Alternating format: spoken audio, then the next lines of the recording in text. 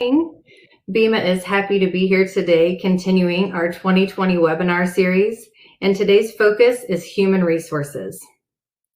For those of you whom I've met, hello again.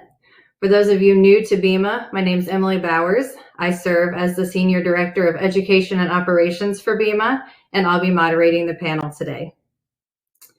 Throughout the webinar, you'll have the ability to participate via the chat feature, and we'll also save some of your questions for the end of the webinar as well to keep the discussion going.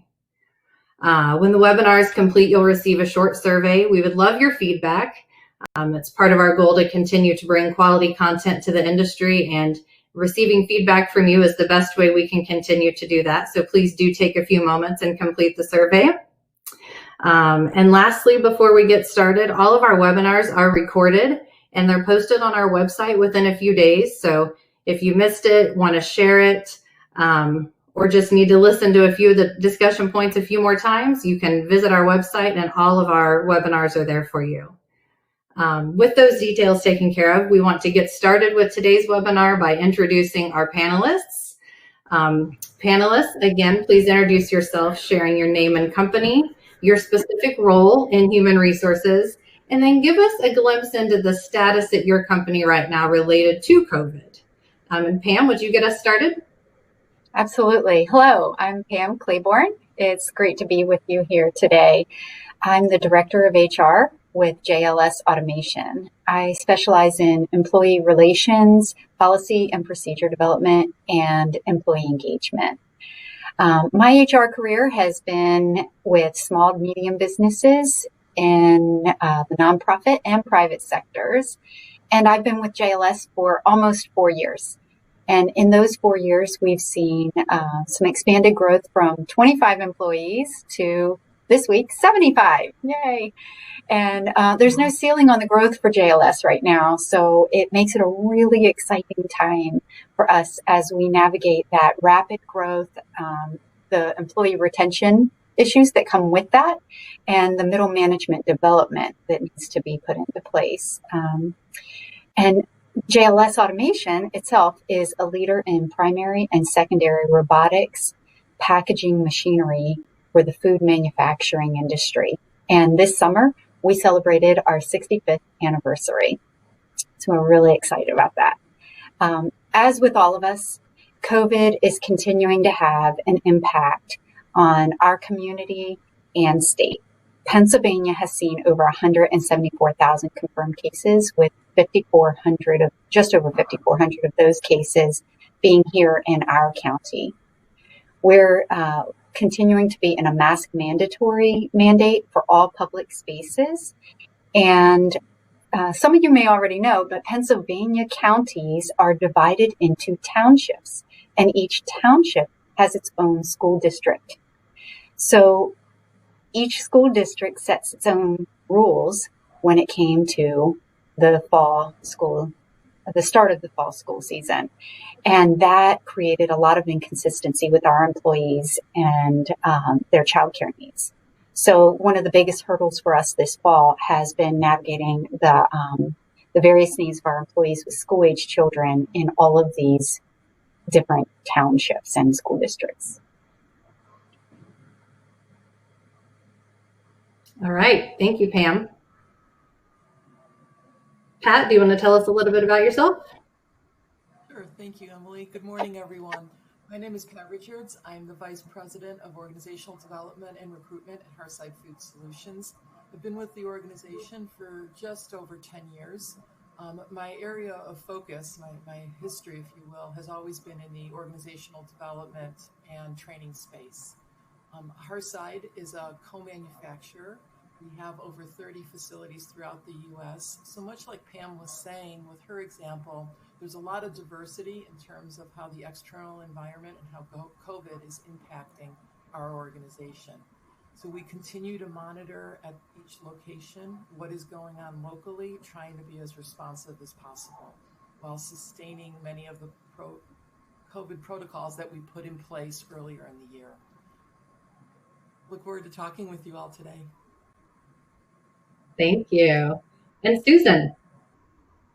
Thanks, Emily. Good morning, everybody. Thank you for joining us. My name is Susan Podorchuk. I work for Clif and Company. I am based out of the Twin Falls Bakery, which is in Idaho.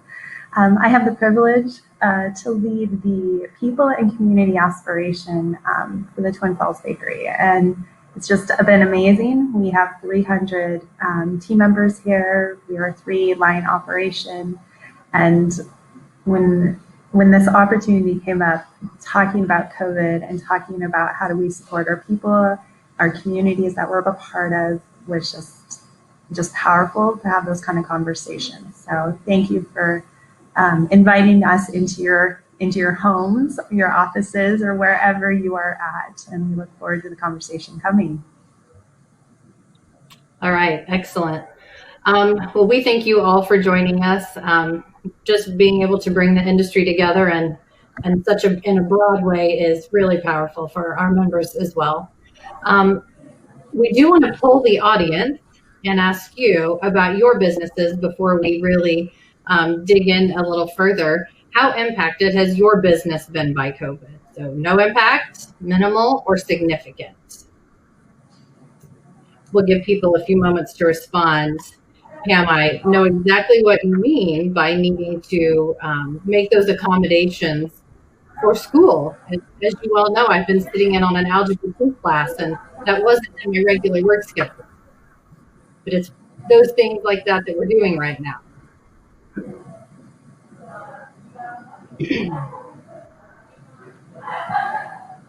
Okay, I can see some polling results coming in, and it looks like right about 50-50 of people that have been minimally impacted or significantly impacted. No surprise that we don't see anyone all the way up there with no impact. Everyone has been impacted.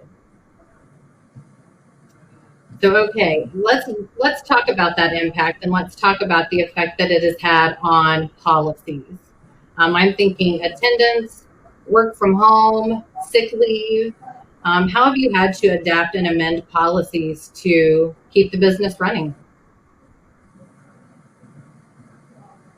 At JLS, we've had to remain adaptable. I'd say that's our key word for the year for our 70-ish employees. From the very beginning, the health and welfare of our employees was at the forefront of our thinking. And so with that in mind, we created a task force, and that task force would meet daily.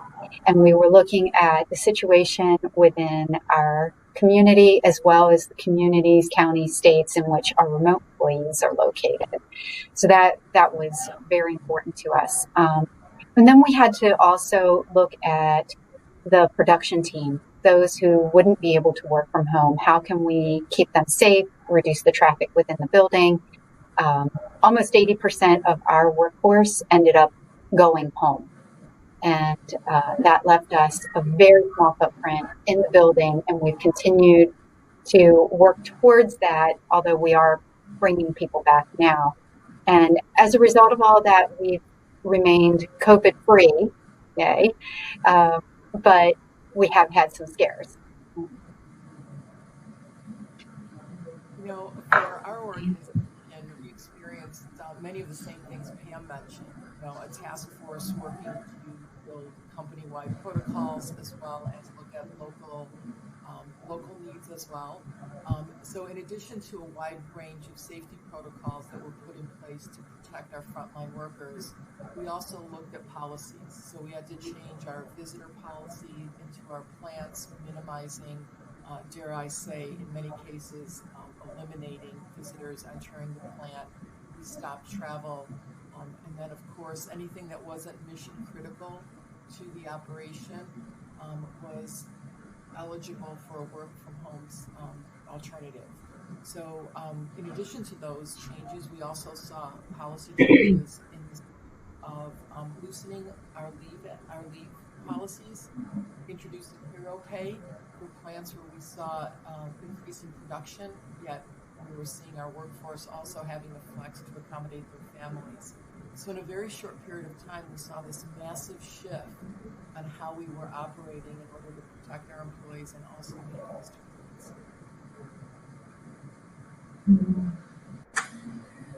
So here at the Twin Falls Bakery, we really did what Pam and Pat talked about, right? You're looking at your policies, you're looking at attendance, your visitors, your travel policies, and we really focused on the attendance piece to kind of give you a landscape of where Idaho is Idaho is open for business. Masks are not required.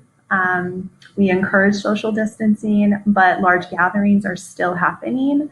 Again, masks aren't required. So there's a lot of different pieces that we're working through. And what we realized very quickly is in this landscape, we really needed to make sure that we're supporting our people, not only inside the bakery, but outside of the bakery. So we really focused in on our attendance policy and said that, if you are even a little bit off, we're just asking you not to come in, but we are going to have a conversation saying, hey, the why. And it puts trust in both, from a leadership at the bakery to trust in our team members to be able to support and keep a healthy bakery here.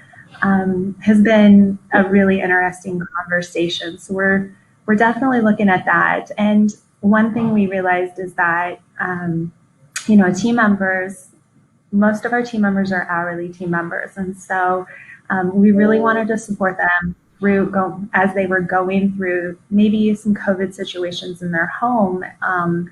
And so we actually implemented a 2/3 pay. So if a family is having a challenge, we would ask that team member to stay home, support the family, support getting healthy, but we will pay you at a 2/3 rate for those times. So you don't have to use your vacation time. You don't have to use your personal time or sick time or anything like that. And we've seen a lot of really good movement that way in supporting our team members. Great accommodations coming in. I know I've read a lot recently about accommodations being made to EAP programs and any policies that support mental health and that whole person health. And so it sounds like you're having the same conversations in your businesses. We'll dig a little deeper into that work from home question. Obviously those working production jobs are still reporting on the job. Another big percentage are working from home. This is about my 4th home office. I keep switching rooms to change the view. How did you make that adjustment when a large percentage of the workforce did go home? And I will say just real quickly, Pat, they're asking if you can speak up, that would be great. Okay, I will try speaking up. If that doesn't work, I can try phoning in. Maybe that'll help. So we had hundreds of employees that had to turn on a dime and go from in the office one day to the next day working from home. So those with laptops immediately went to home situations. And then we had the remaining employees work a Schedule A, Schedule B, alternating weeks until we could get enough laptops and conference accounts to facilitate collaboration while they work from home. So I think many organizations saw this rush to get tools in people's hands so that we could work from home. The bigger question I think we face as HR professionals is going to be, what does the future hold for us? How does this experiment in working from home that's took place over the last 7 months and largely proven to be successful impact employer and employee expectations going forward in the future?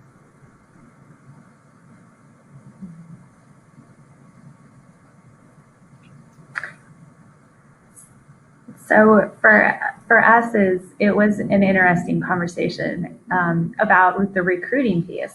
Our landscape has changed, the world is changing, and recruiting is changing. And how do you connect with individuals? That idea that you had to move to San Francisco or you had to move to Twin Falls or Indianapolis, it's off the table. The world has changed. Microsoft just came out and said they're going to be supporting work from home permanently. That's amazing. And from a recruiting lens, that really changes how you're going to connect and have conversations with applicants, because they might have the opportunity to stay at home and stay in the communities that they've their roots are in and their families are in. And so it's really going to be an interesting piece is where's going to be that balance for employers, because there is an expectation now that is building, and there's an energy around that to be more flexible, to be more open-minded for these possibilities, which is I think a really interesting piece to be coming into HR into this landscape. Yeah. Pam, how did you adjust at JLS to the work from home? The first priority was making sure that the people working from home had access, all of the tools they needed to be successful in that. And with our designers in particular, they have to access what is called the vault. And to be able to do that remotely was a little bit of a hiccup, but they worked through it. Their manager was phenomenal with that. What we are doing now is we have to evaluate which positions really work well from home. The teams are extremely collaborative and engaged, and their position within the company bodes well to remaining remote, and those people are staying remote. There are other employees who, throughout the process, we discovered just either their temperament wasn't conducive to working with the distractions, or we had one employee who had to literally get in her car and drive to a park to be on any Teams meeting because she just didn't have effective Wi-Fi within her home. It just kept cutting out when there was video. And so she had to work from her car. People like that, we had to adapt. And again, those are the people who came back first. And as well as some of our designers who have significant interface with our assemblers, and they just need that interface. So we did a very gradual phase back in, and we're at probably approaching 50% now. Some, again, will remain remote indefinitely, and others, as needed, will be rotating in and out. Okay. I think we're hearing the adjectives of the future: open-minded, adaptable, flexible, reactive, and responsive. I think we are also looking into a crystal ball, and we're seeing that the world of work is not going to be bookended by a certain time, 9 to 5, 8 to 4, whatever the shift. That work tasks will be beautifully intermingled with the other tasks that we need to engage in to succeed in our lives. Yeah. To that point, Pat, I'm going to push that topic a little bit further, maybe prematurely. It's a conversation that I've heard around manufacturing for many years and the rigid schedule of the production environment. And if something can be done about that to make the whole field of manufacturing more enticing. The puzzle piecing is really easy when you're mixing home tasks and work tasks in the home environment. It's much more difficult when you're thinking about a production schedule. So are your companies looking at that schedule? Are these conversations happening to maybe contemplating more flexible options? Emily, you are so right. This idea of flexibility on the production floor is a conversation Hearthside has been having for quite a while. And I'll be honest with you, prior to COVID, we were having those conversations as a tactic to ameliorate labor shortages, right? That was our primary business reason for considering this. But in this COVID period and post-COVID, I think this topic will see new light. It will gain additional rationale for conversation around how can we build in flexibility to our entire workforce, recognizing that work doesn't have to be done in just one traditional way. So the conversations continue, but with new emphasis.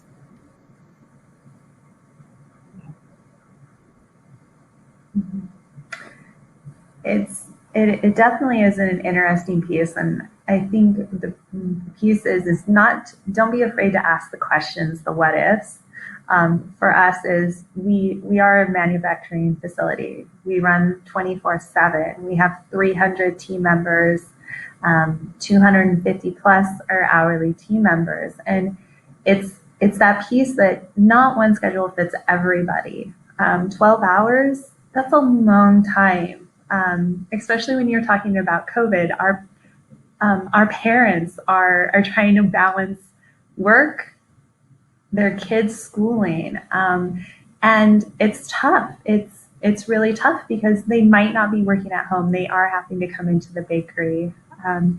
It's just having really authentic conversations and saying the what ifs, because what I do fear is that through COVID that women are going to start really exiting the workforce, and that's not what we want. We want to bring women, we want to lift them up in a really thoughtful way, because they have opportunities in production facilities.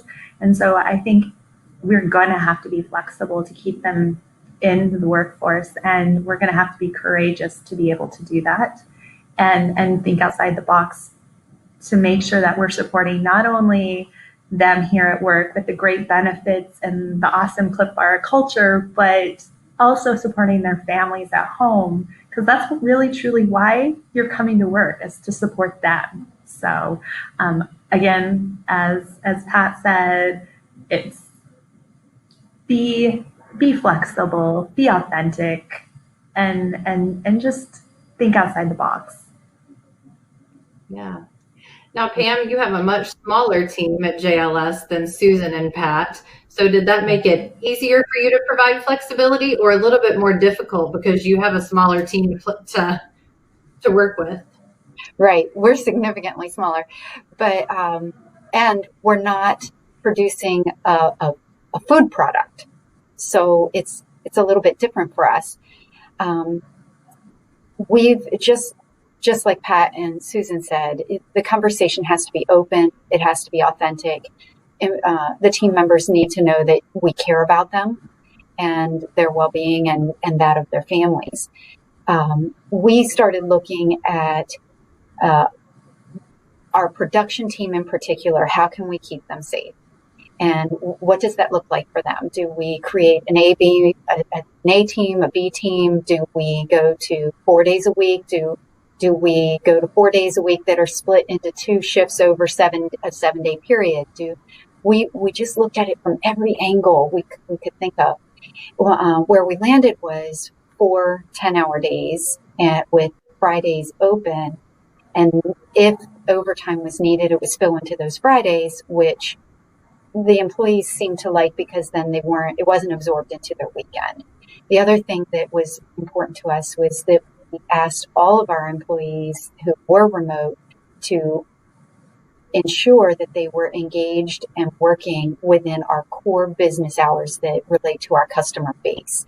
And then beyond that, they could flex their time as needed to support their families in whatever way was needed. And that seems to have been working out really well. The other thing we did late in the summer, we sent out a survey to all of our employees, and we asked them questions such as, did you want to work from home before? Do you enjoy working from home now? Do you wish you were sitting in your cubicle because you miss the interaction with the other people in the building? What do you have the things you need to do your job well? Do you connect with your team in ways you didn't before? And is it positive? All of those things, all of those surveys helped us to prepare for the phasing in of our employees this fall. So that was integral in our planning. Yeah, good approach. I think what you've all tapped into is that flexibility and creativity are going to be key skills in the role of human resources, more so than ever, because the workforce demands are changing every day. I heard you say earlier that each one of you, that the immediate focus was employee safety, and that was draining all of the time and energy immediately once the pandemic started. But now that things have calmed down a little bit, are you returning to a focus on employee engagement? And I'll be completely transparent. If the answer is no, like we're still just trying to keep the doors open, that's okay. But if you are returning to an employee engagement focus, we would love to hear what you're doing. Yeah, Emily, let me jump in and start with what we experienced. So certainly in the beginning, it was let's keep our employees safe and how do we meet our customer demand? That was the primary focus. But as things have sort of settled or plateaued, maybe that's a better word because we don't know what's coming, but as things have plateaued, we have shifted our attention to employee appreciation and employee recognition. Starting in about early May, we started a 10,000 strong campaign to acknowledge the valiant efforts of our workforce. And we looked for different ways to communicate with them since meetings and quick huddles before a shift were no longer possible. So lots of video communications from our leaders, lots of letters home, just different ways that we could stay connected with our workforce.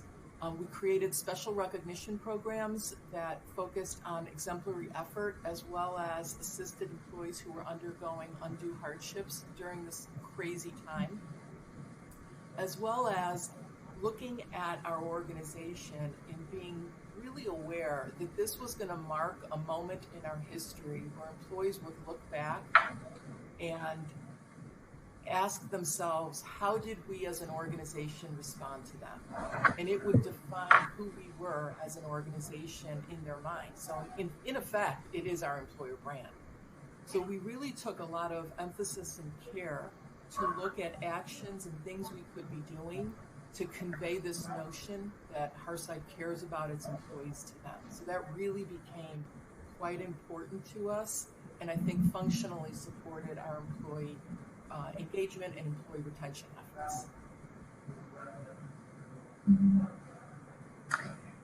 It's interesting how COVID has impacted not only our employees, but the communities we are a part of, and it's the families. It's those communities are where our families play.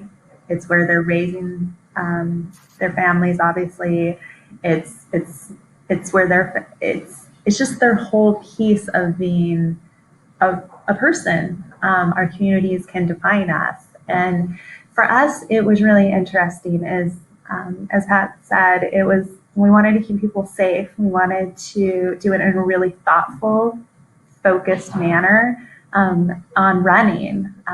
So we did send some team members home and had them work from home, but a bulk of them did stay, obviously, as a production facility. And that was a challenge to bridge that gap between the team members that are working from home, they're used to that day-to-day interaction, to team members that are here, still making Clif Bar products in a really great, safe manner. And it's a challenge to keep everybody engaged. But we've had to look through our events and say, not cancel them, but reimagine them. Every year we do a very big barbecue, 600 plus people. We have tons of kids running around. It's fantastic. We also do a big Christmas party where we shut down all the lines for over 24 hours and everybody gets together and does a Christmas party. And we dance, we eat. It's a huge celebration, and it's near and dear to my heart, especially the Christmas party. But we can't do that in this COVID reality. And so we've really had to focus in on creating these moments. So for the picnic piece of it, what we've done is we sent a basket home to all of our families with activities for kids to get outside, have adventures, just geek out, have fun, be a kid again. And in some cases, it was the parents being the geeks. And it was great to see those pictures coming in and people just really enjoying it. We're working on a Christmas party kind of take-home thing right now, but it's really just looking through it and creating moments for people, because people are going to remember the moments where people shined, where you supported them, and and you just understood the reality. 2020 has been a crazy year. It's gonna get crazier. And I think as HR professionals, we just got to keep that positive, thoughtful focus to make sure that our team members are being supported in any way they need to be, and that they feel like they're supported. And it means having really courageous conversations with them, but it's create moments. It doesn't have to be big, but just create moments for them that they will remember, and you'll win it every time. Those strategies are very refreshing, and it's great to hear about the family involvement and how you're using that creativity. I'm thinking that a lot of people are suffering maybe from a little COVID fatigue. It's everywhere. It's all around us. You really can't get away from it and the news about it.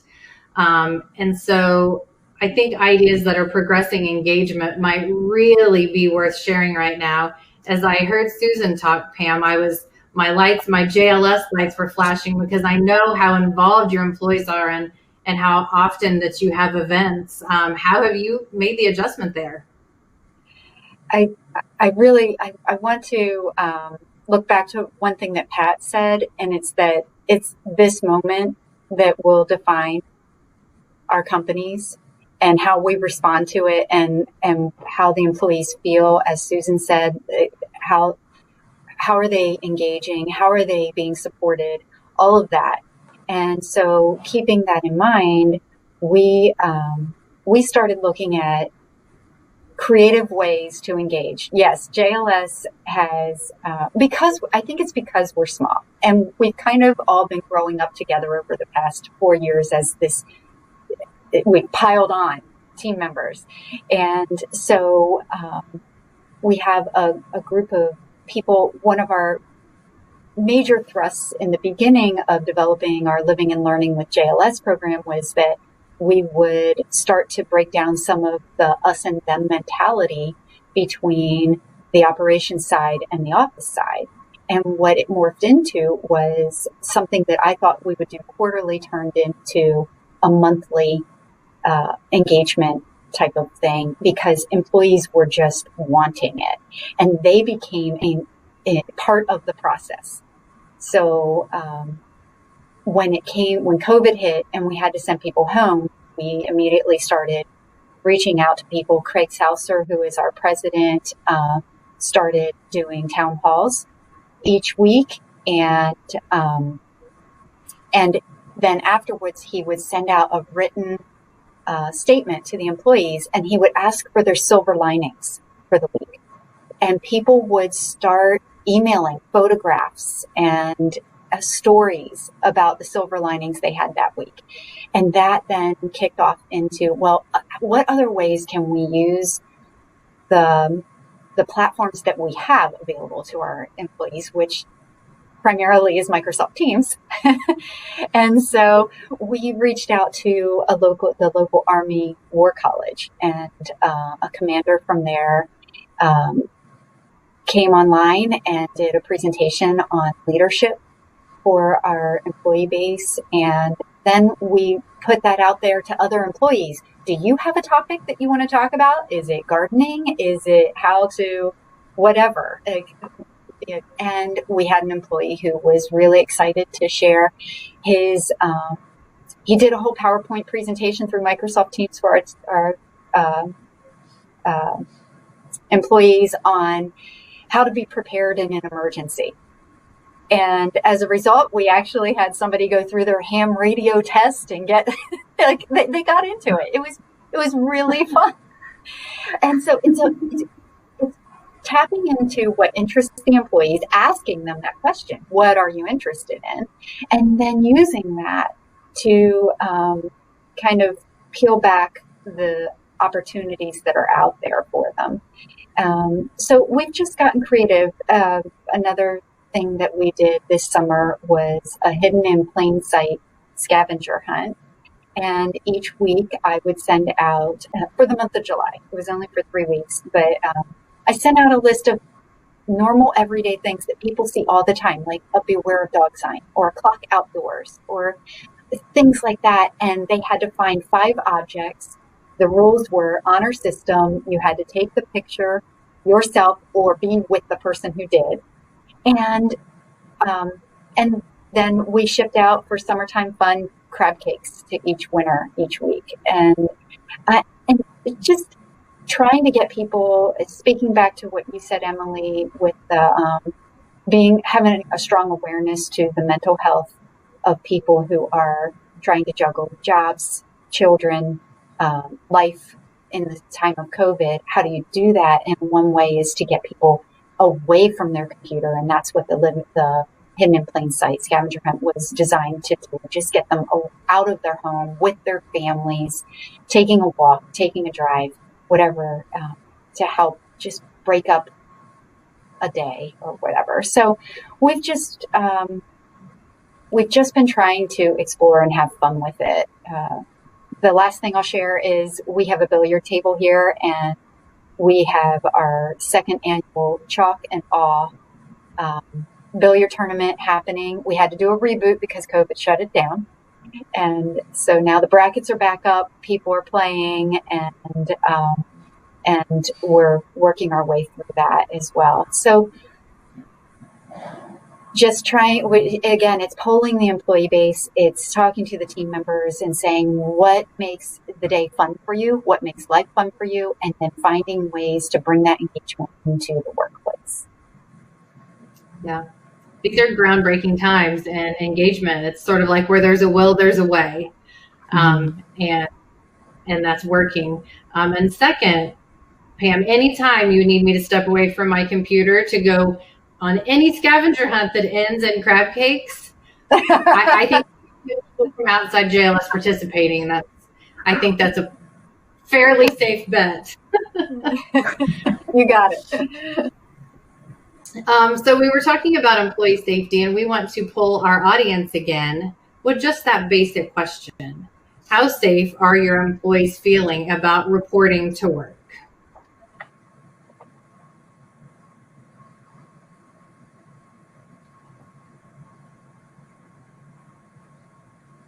And we'll give everyone a moment to respond.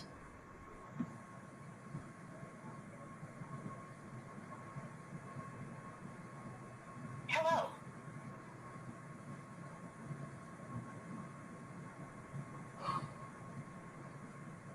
We do, looks like, if we want to go ahead and push those results out, we have a fairly strong vote in the middle there that there is a moderate concern.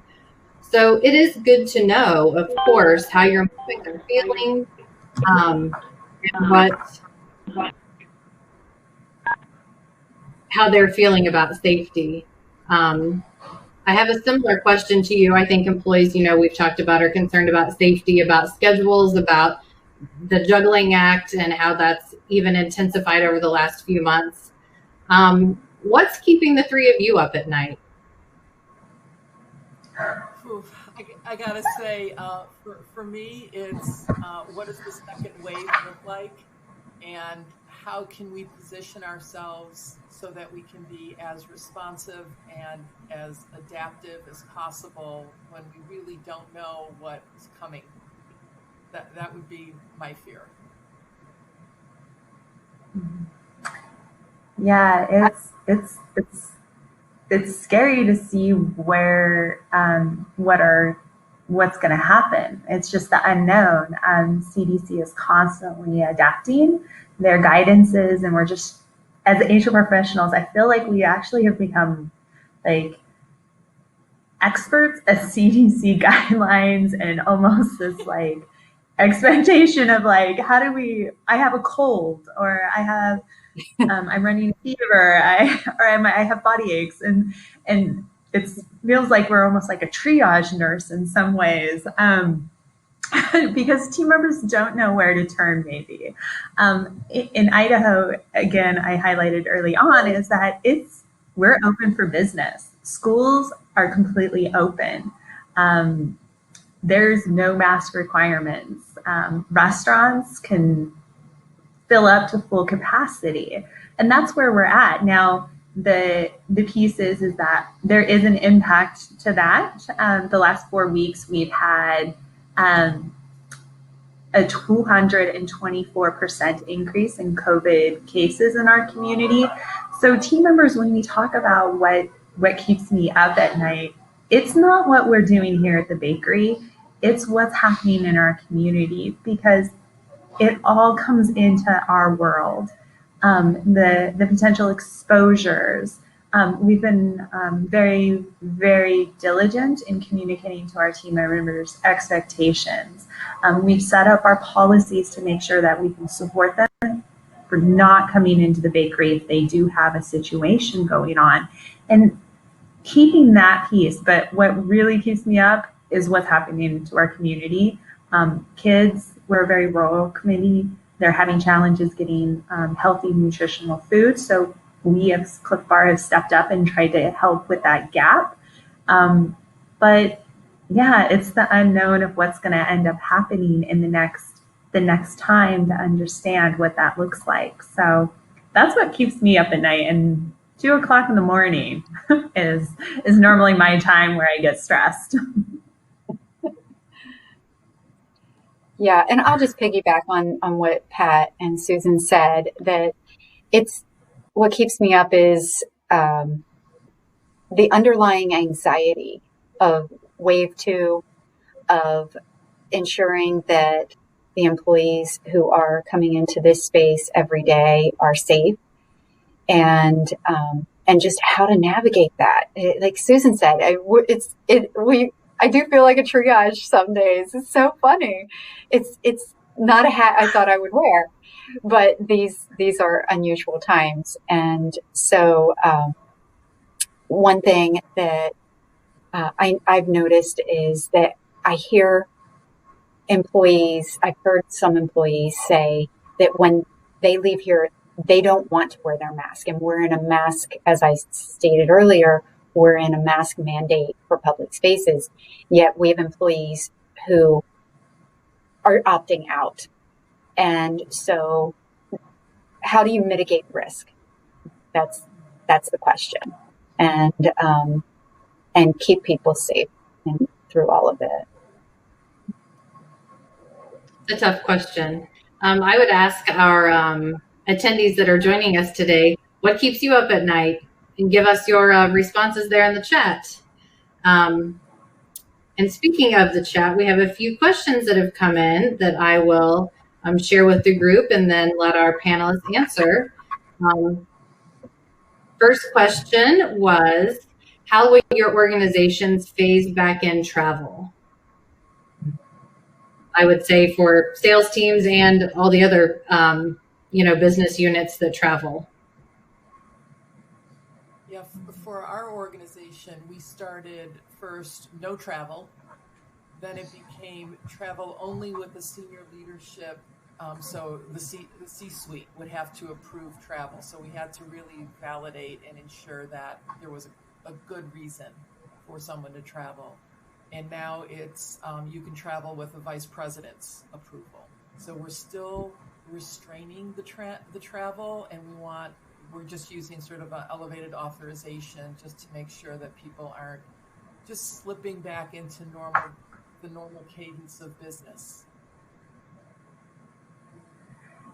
Yeah, for us is we have very little travel here, but for our Emeryville location that is where a lot of the bulk of our traveling is coming from, and we have elevated where it's pretty much no travel unless you get approval up to our senior VPs, and it really has to be focused. They want to know where people are staying, how are they traveling, what is the landscape of COVID in the communities they're going, and it can be a challenge, especially with this constant movement of situations within communities. And so I don't see us introducing travel, kind of opening those doors to travel anytime soon, maybe in 2021.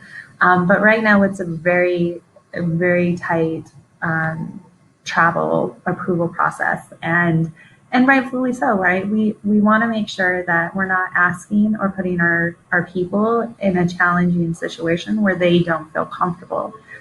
Especially when you start looking at, is it traveling a couple of hours with a car, or are you going to be getting on a flight? And what are those communities that you're going into? If you're coming to Idaho and you want to see masks, ain't going to happen. About 10% of our population are probably wearing masks. And so there is that piece of understanding and preparing people if they are traveling, if it has been approved, like really giving them a true picture of where they're coming or going to from a safety perspective, because you could get a little shell shock. I think so. Yeah. And for JLS, we, because we're a manufacturing, we're at the mercy of our customer base. So a lot of our customers have not been allowing technicians in or salespeople into their buildings. And so that's really dictated some of the travel restrictions we've had. Although at first, just like Pat said, there was no travel. All travel was shut down. And now our field service engineers are able to get into some plants, and which is critical to the operations of the plants. So they have to go through very strict protocol. I know that some of them even have to put on the full Tyvek suits to walk in the building and go through a very significant screening. And our sales force is just now starting to get back out there a tiny bit. It really just depends on the customer. Yeah. Okay. We have one additional question that I think we have time for, and we have a couple more questions. So the first question is about temporary employees. So the specific question that they asked is, are you doing anything more for temporary employees at this time in addition to, paying them? But I think there's a little bit more to that, just about the whole, what's the situation with the temporary workforce? Tell us about that.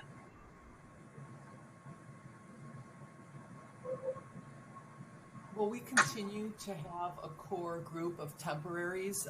They're an inherent part of our strategy of how we operate. So when we are engaged in any, activities for employee retention, as I mentioned earlier, recognition, appreciation, celebrations, they're absolutely included. We occasionally will have a day temps, which are in for the day. So again, it depends. Are they there when we do something or not? But for the most part, when we celebrate our successes, since they are a core part of how we do business, they are included. Mm-hmm.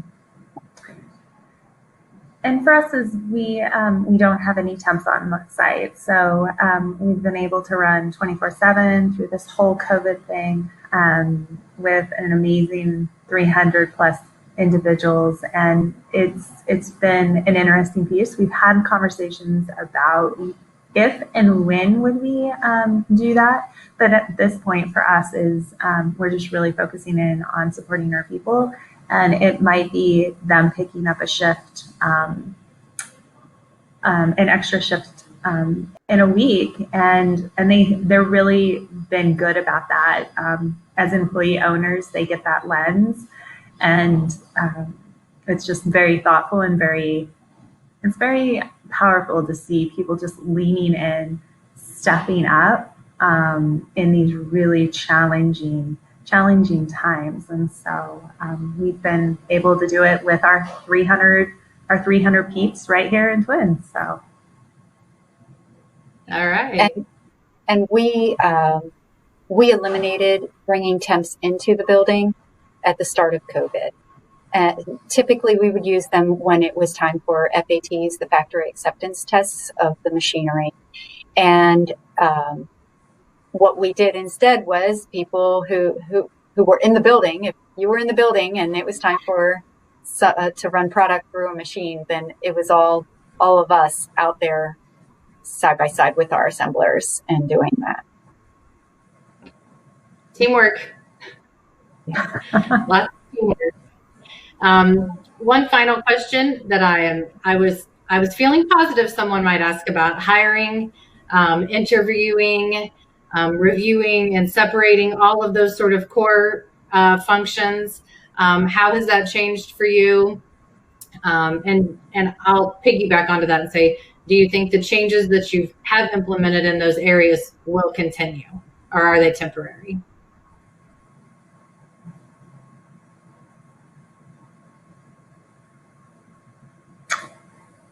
I can take this one. Yeah. we didn't know the order. You know, it's interesting piece is that the HR team here in Twin has been on site the whole time. We felt that it was really important that if we're asking our operators and our hourly team members to be here, that we wanted to show that we're in this with them. And so we've been here. So separations really haven't been any different, right? You still wear masks, you still do the social distancing, but we have, through our lens of our interview process, we have been really flexible because everybody that we're interviewing has different technical access, right? They might not have access to Zoom. They might not have access to Teams or to any of these pieces that now have become a day-to-day in our lives. So we've just asked them, how is it easier for you to connect, to do an interview? We don't have any interviews on site. In relation to the hiring process and our onboarding, that really hasn't changed. We have kept it at smaller groups, but we also have really, really low turnover here. So it's kind of a win-win for us. But we do expect team members to continue to keep, you know, the health and safety of our people and our community as we're introducing new people into the bakery. Any other input on that topic? I'll share that we really are relying heavily on Microsoft Teams for initial interviews prior to bringing anyone in, and no one comes in the building without completing questionnaire and temperature check, and all interviews are held in like one certain room that is protected away from all of our other employee base. And so we're just being very strategic in who's coming in and how often. So the recruitment has been ongoing for us, definitely. And with us, Teams has been a great asset. Emily, I would say ditto. I would basically say what Susan and Pam just highlighted is exactly our experience as well. That's how we're handling it. Okay. Well, a few minutes shy. I always like to give people back at least a few minutes because meetings seem to be back to back to back these days. So first and foremost, thank all of you for spending time with us today, the panelists and our virtual audience. This was a lovely conversation. BEMA will be having our next monthly webinar in November, so watch for information about that coming soon. And then, as I mentioned, we will be having a virtual roundtable. So virtual roundtables are something that's new to BEMA, and they're by interest groups. So plant operations, sanitary design, marketing and trade shows, and human resources. So if you are on this call today and attended because you are in the human resources area, we would love to have you join us at our human resources roundtable. And we'll have a roster from this webinar today, and I'll be able to reach out to you individually. So lots of great things happening in the future to keep the conversations going. And again, thank you so much to our panelists. And with that, we will say goodbye. Okay, thanks everyone. Bye.